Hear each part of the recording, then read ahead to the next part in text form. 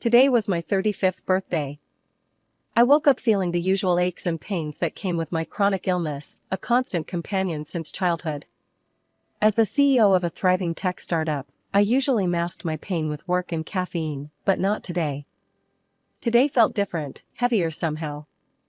I decided a trip to the private clinic was necessary, a place I'd come to view almost as a second home. I knew most of the staff by name, but it was Tom, the young nurse, who always caught my attention. Tom was charming, with a quick smile that made many of the patients blush, myself included. He was also persistent. Today, when I walked through the clinic's doors, he was the first to greet me. "Happy birthday, Elena, looking sharp as always," he grinned, his eyes lighting up as he approached me. "You know, you don't have to go through this alone. I'm here, you know." I sighed, settling onto the clinic bed. "Appreciate it, Tom, but you know my situation. It's complicated."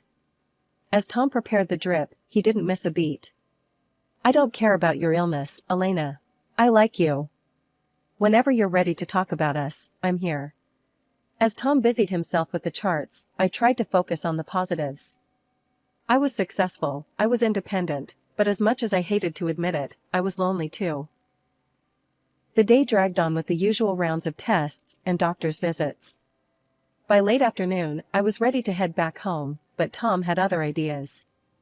"Hey, birthday girl, you can't just go home and mope.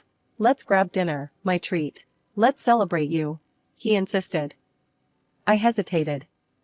It was tempting to spend more time with him outside the sterile clinic walls. "Okay, but just as friends." "Just as friends," he agreed, but the twinkle in his eye said more. Dinner with Tom was easy and filled with laughter. He had a way of making me forget about the clinical coldness of my routine. As we talked, it wasn't just about my health or the clinic, it was about movies, travel, and food. It was normal, and for a moment, I let myself enjoy it. "Elena, you're incredible, you know that?" Tom said as he walked me to my car afterward. "Listen, I meant what I said earlier. I want to be there for you, in whatever way you let me." I looked up at him, the streetlights casting shadows across his earnest face. "Tom, it's not that simple. My life, my health, it's a lot for anyone to handle." "I'm not just anyone, Elena. I'm the guy who's asking you to take a chance on me," he replied, his voice steady and sure. I felt a rush of emotions. Here was this wonderful man, willing to accept me with all my complications. "Let's take it slow, okay?" As I drove home, his invitation replayed in my mind. Maybe, just maybe, I could let myself have this slice of happiness. After all, wasn't life too short to spend alone? 6 months flew by faster than I could have imagined. Tom and I were seeing each other regularly, and every moment spent together seemed to ease the constant discomfort of my illness. He made everything feel simpler, lighter. Yet, beneath the surface, I harbored reservations about our future given my health, but Tom never seemed to waver. One crisp Saturday evening, as the autumn leaves painted the city in hues of orange and red, Tom suggested a walk through the park after dinner. "Elena, you know I'm not much for fancy speeches, right?" Tom started, his voice a bit shaky, which was unlike him. "I've been thinking a lot about us, about how happy you make me. I want this to be a forever thing." I felt my heart skip a beat. "Tom, are you sure? You know my situation. It's not going to get any easier." "Yeah, I know, and I don't care. I want all of it, the good days, the bad days, and everything in between." He then took a small box out of his pocket and opened it to reveal a simple, yet beautiful ring. "Elena, will you marry me?"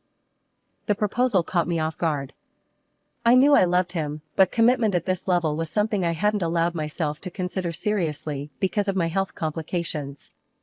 Seeing him there, so sure of us, made all my defenses start to crumble. "Yes, Tom. Yes, I'll marry you." We embraced, and for a moment, the world around us seemed to disappear. It was just us, and it felt right. The next few weeks were a whirlwind of planning. We decided on a small ceremony, nothing fancy, just us and a few close friends, including his sister and her husband. But before any of that, I needed to address the practicalities of our future together. Sitting down with Tom one evening, I brought out the prenuptial agreement I had drawn up. I want to talk about something a bit, well, practical. It's important, given my business and my health.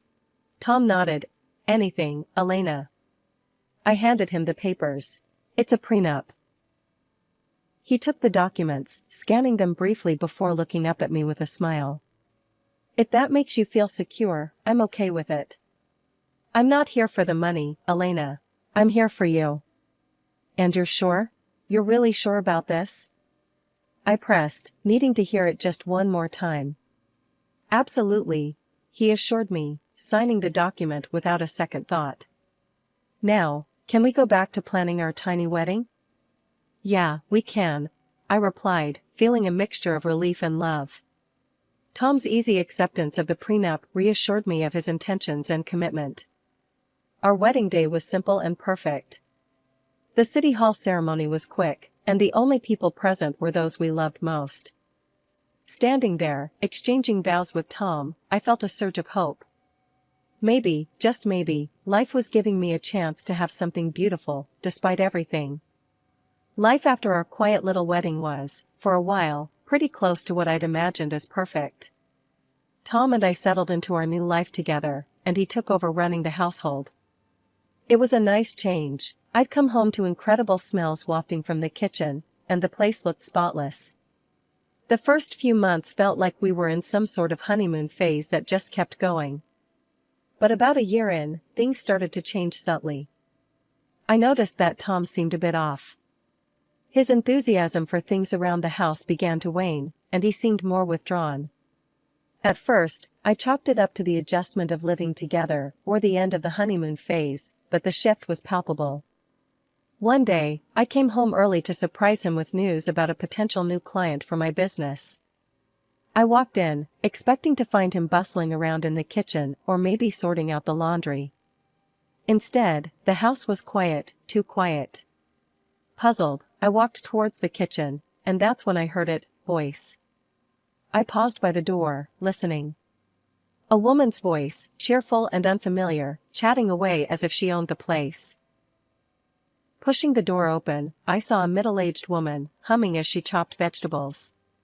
She looked up, startled. Oh, you must be Elena. I'm June. Tom didn't say you'd be home this early.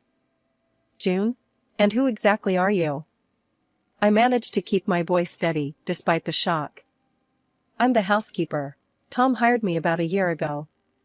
I come in a few times a week to clean up and cook. Makes things easier, you know?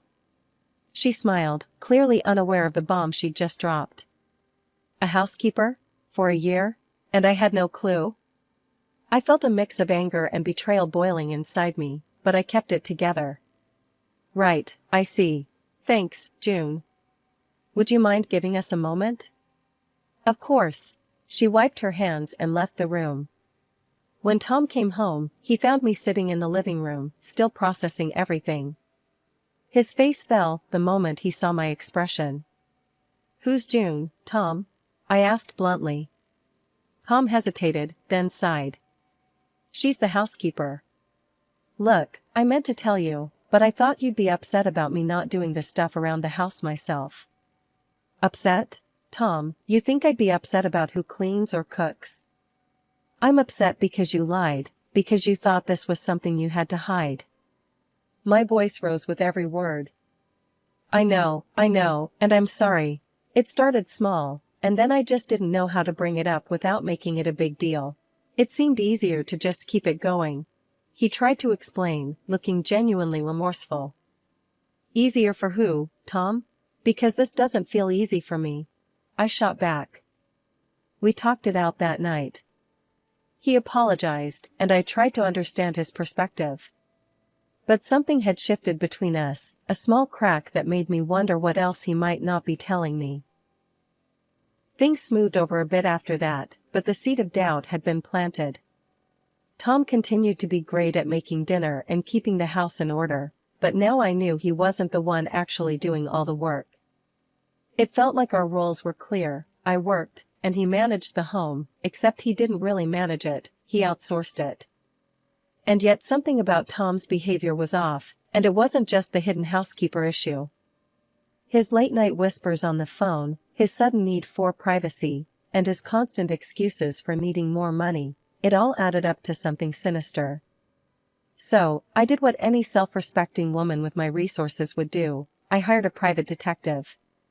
It wasn't long before the detective came back with news, and it wasn't the kind I'd hoped for.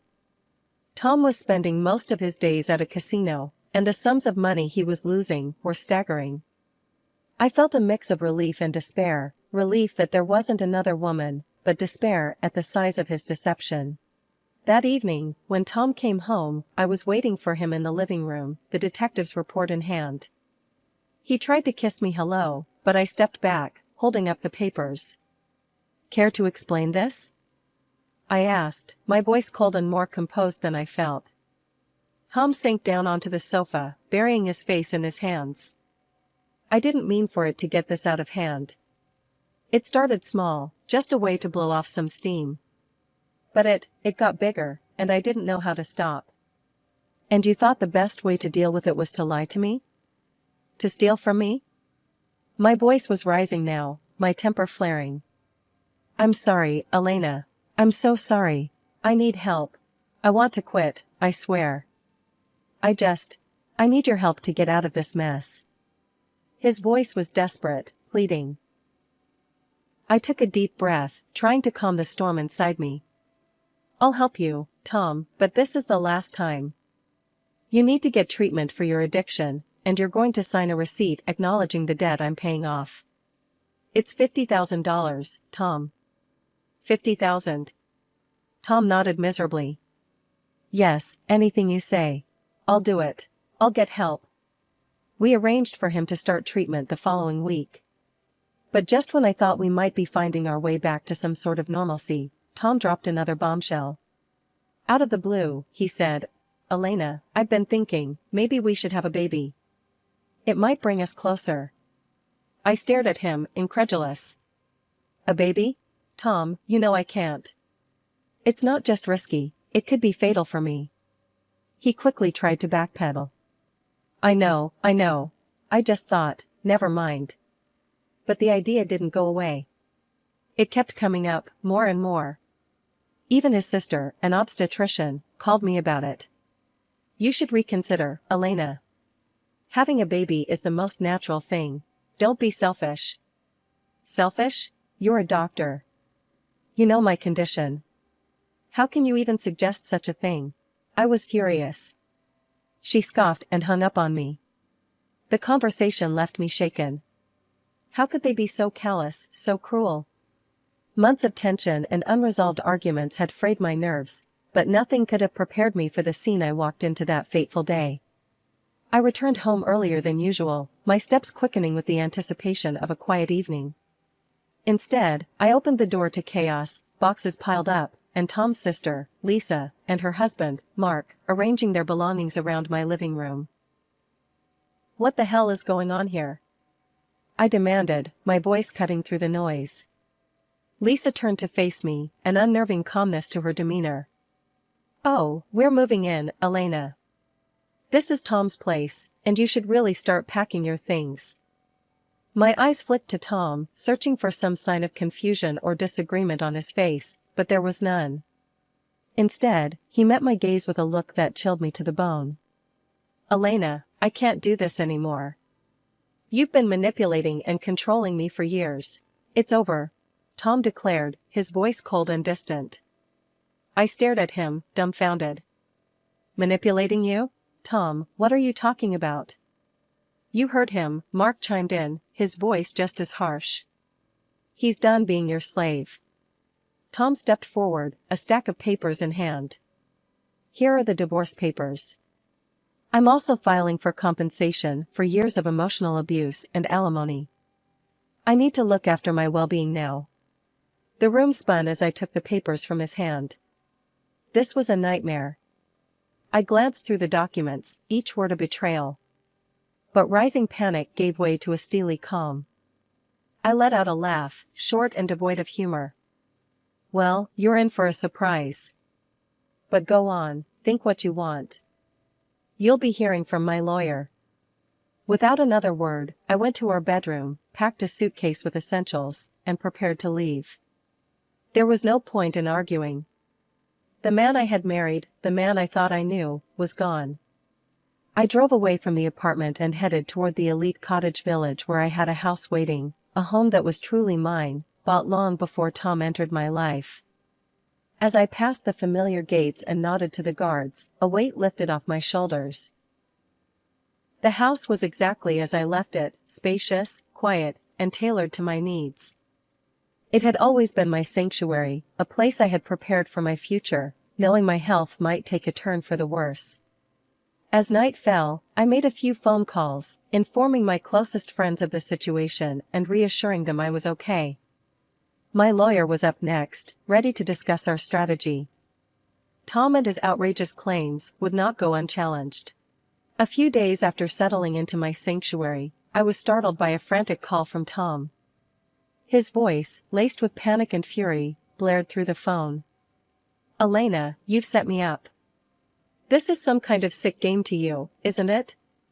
Calmly, with a small smile, I replied, "Tom, if you think there's been a misunderstanding, why don't you come over and we'll talk about it? I'll send you the address." Soon after, the village gates swung open, and Tom, alongside Lisa and her husband Mark, drove through. I watched from the window as their car pulled up, their faces pressed against the car windows, eyes wide as they took in the view of my expansive home. They approached my front door, still gaping at the luxurious setting, their previous bravado seeming to shrink a bit. As I opened the door, I couldn't help but cough to clear the silence, then offered a wry smile. "Well, what brings you to my humble abode?" Tom, regaining some of his earlier fire, blurted out, "Your lawyer called me. He said I have to pay next month's rent for the apartment, $6,000. You never told me it wasn't your apartment. You never asked about it, and if you want to live in this apartment, pay the rent," I explained with deliberate patience. Lisa, ever the opportunist, chimed in, elbowing Tom. "And what about this place? It's gorgeous." Tom nodded vigorously. "Yeah, why don't you just give us this house instead of that apartment? Otherwise, we'll sue you for everything you've got." Their audacity was almost comical. I couldn't help but burst into laughter. "You want to sue me for this house? Tom, dear, I bought this house long before you were in the picture. You have no claim over it whatsoever." Their faces turned red with frustration, and the shouting escalated. "You can't just kick us out. We have rights," Tom yelled. "That's where you're wrong," I replied, my voice firm as I picked up the phone. "Security, could you please escort these people out? They seem to be lost." Within minutes, the village security arrived, and the trio was promptly shown out. As they were escorted away, their indignant protests faded into the distance, leaving behind a quiet that settled over the house like a comforting blanket. After they left, I sat back down, the laughter gone, replaced by a weary sigh. It was clear that Tom and his sister were grasping at straws, trying to intimidate me into giving up what was rightfully mine. I called my lawyer again, going over the details of the day's confrontation. "We need to be prepared for whatever they might try next," I told him, my tone resolute. "Don't worry, Elena. We'll handle this. They have no legal standing," he reassured me. The day of the court hearing arrived with a tension thick enough to slice through. I walked into the courtroom, my lawyer at my side, ready to face whatever Tom and his family had concocted. The allegations were ludicrous. Tom claimed that I had exploited him, turning him into what he dramatically referred to as my slave. He recounted stories of endless chores and a thankless life under my supposed tyranny, all while his sister Lisa and her husband Mark nodded vigorously, echoing his every word. I resisted the urge to roll my eyes. Luckily, it was soon our turn to present the reality of the situation. My lawyer stood, adjusting his suit jacket with a calm assurance. "Your Honor, we have evidence that contradicts every single one of Mr. Thomas's claims," he stated confidently, then turned to call our first witness. The au pair Tom had hired, June, came forward. I worked in their home, doing all the household chores and cooking. Mr. Thomas Elliot hardly lifted a finger. she testified, her statement backed by employment records and salary slips proving Tom hardly contributed to the household work as he claimed. After June's testimony, my lawyer presented the prenuptial agreement. As per this legally binding document, signed by both parties, he continued, pointing to the signatures at the bottom of the page. It clearly states that in the event of a divorce, Mr. Elliott is entitled to nothing. No alimony, no compensation. The courtroom was silent as the weight of the document sank in. Tom's face drained of color when my lawyer added, "Mr. Elliott, did you read this document before you signed it?" Tom stuttered. "Well, I saw the part about if something happened to Elena, but you didn't read it all. Is that correct?" my lawyer pressed. "Yes, but I didn't think." "You didn't think to read what you were signing," my lawyer cut him off, turning back to the judge. "Your Honor, we also wish to present proof of Mr. Elliott gambling debts, which Mrs. Elliott generously cleared, and for which we have a signed acknowledgement from Mr. Elliott himself." I watched as Tom slumped in his seat, the reality of his situation finally hitting him. When the judge finally spoke, her voice was clear and firm. "After reviewing the evidence and hearing the testimonies, it is this court's decision to grant the divorce requested by Mrs. Elena Elliott. Furthermore, all claims for compensation and alimony by Mr. Thomas Elliott are denied." As we walked out of the courtroom, a sense of profound relief washed over me. But that relief was quickly overshadowed by the spectacle outside the courtroom. Lisa was furiously berating Tom, her words sharp and unforgiving. "You fool. All you had to do was get her pregnant and died, then we could have had everything. You couldn't even do that right." I stopped for a moment to take in the scene, the reality of their treachery settling in deeper. They hadn't just wanted money, they had hoped for my demise. Months had passed since the courtroom drama had unfolded, and I had slowly begun to reclaim my peace, focusing on my health and my business. One crisp morning, as I sipped my coffee and reviewed some business reports, the serenity was abruptly disrupted by an unexpected visitor. I glanced at the security monitor and saw Tom, looking disheveled and desperate, at the gates of my village. I instructed the guards to let him in, curious yet cautious about his sudden appearance. As he approached the front door, I could see the strain in his face, the weight of his recent hardships etched into his features. He fell to his knees as soon as I opened the door, an act so dramatic it almost seemed rehearsed. "Elena, please, I'm begging you, take me back. I'll do anything. I'll cook, clean, anything you want. Just let me stay here," he pleaded, his voice breaking. I stared down at him, my expression calm yet firm. "Tom, after everything, why would you think I'd ever consider such a thing? It wasn't all my idea, Elena. It was Lisa's plan to push for the baby, to end things that way. I never wanted any of it to happen. I swear, I was just caught up in it," he blurted out, desperation seeping through his every word. I took a deep breath, keeping my composure.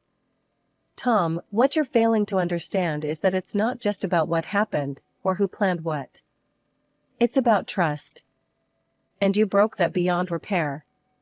You didn't just follow Lisa's plans, you stood by her knowing full well how dangerous her schemes were for me." He scrambled to his feet, reaching out as if he could physically pull back the relationship we once had. "Elena, I'm lost without you. I've taken out a loan to pay back the $50,000, and I've started working again. I'm trying to fix my mistakes." "Fixing your mistakes doesn't mean you get to rewind and erase the consequences," I replied sharply. "What you need to understand, Tom, is that you chose this path. Now you must walk it alone." His face crumpled, and for a moment, I almost felt sorry for him, almost. But then I remembered the cold, calculating discussions about my health and potential demise. "I want you to leave. Now," I said, my voice unwavering. "And Tom, don't come back. You are not welcome here, not now, not ever." When he hesitated, still trying to muster another plea, I turned and signaled to the security personnel who had discreetly remained close by. They stepped forward, escorting him away as he called out my name, his cries fading into the distance. After he was gone, I stood at the doorway for a few moments, letting the silence wash over me again. This house, this life, I had built it, and I would not let anyone disrupt it again. I returned to my morning routine, the disturbance now settling into a resolved chapter of my life. Looking ahead, my thoughts turned to future plans, the dreams of travel and meeting new people. The world was wide, and my heart, once burdened by betrayal, now felt lighter with possibilities.